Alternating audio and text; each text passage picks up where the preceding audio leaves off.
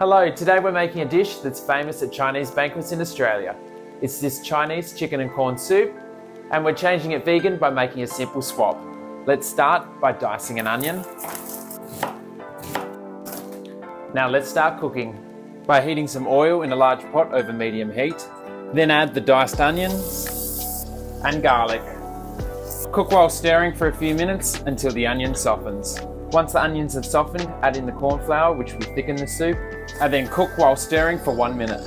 Now we add in the warm vegan stock while stirring. Keep stirring until all the cornflour is mixed in. So now the chicken and corn part. I mentioned an easy swap. We're swapping the chicken for silken tofu, and then adding in the corn. Give it all a stir to help break up the pieces of tofu, and then turn the heat up and bring the soup to a boil. Once the soup begins to boil, turn the heat off and season with sesame oil and pepper. Give it a stir, ladle into bowls, and garnish with sliced spring onions. Thanks for watching, and thanks to my 1,127 subscribers. More videos here.